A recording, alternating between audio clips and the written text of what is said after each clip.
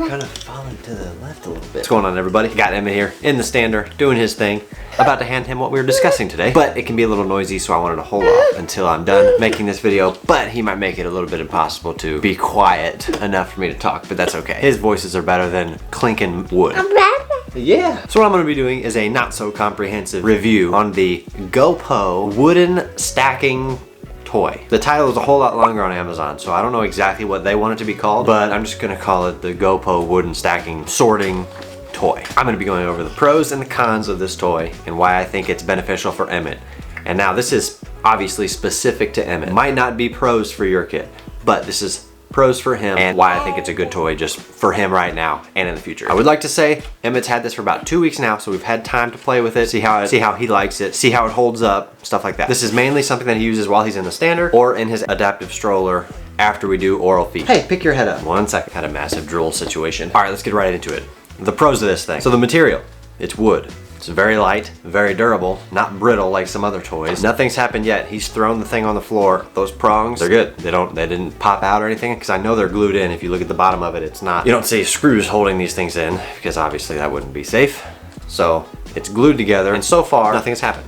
Stayed together perfect. And obviously, as you can see, they're painted. They're obviously painted pretty well because slobber and stuff, you know what happens to wood when it gets wet. They're good. They're unfazed, unchanged. So it looks like nothing has absorbed into it thus far. All right, number 2. For Emmett, cause him to use his fine motor skills. So that's excellent. You know, obviously because it makes him think hard about where the blocks go, all the amount of prongs, you know, on the wooden piece, stuff like that. He feels the holes that are in the wooden plates themselves, makes him use his fine motor skills. Excellent. Number 3, they're gentle colors, which is a good change of pace compared to his other toys, which are like all kid toys. Very vibrant, bright colors. These are more gentle. So it's a good change of pace. Number 4, super cheap. I got this kit for under $20.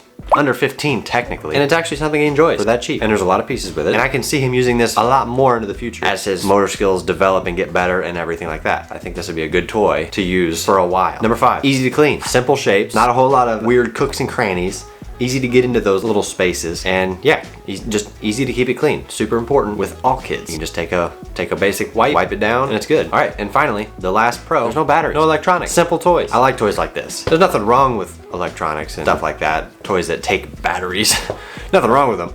But I like these kind of old-fashioned, old-school toys. Just keep it simple. Just keep it simple. That's all. All right, not very many cons, but there are a couple. Con number 1, many pieces. It's not really a con. It can be a pro also. But if you want to look at it as a con, it can be a con. A lot of pieces. If he drops it, goes everywhere. Might be hard to find them if you have like, you know, if you're in a certain little tiny pieces can fall somewhere and be hard to get to. There's a lot of pieces. That's a con. And number 2, which is the last one, with it being wood, in time, I'm sure it's going to deteriorate in some way. It will get wet. Paint will fade off or chip off in areas. When those areas get wet, you know what happens to wood, it gets soggy.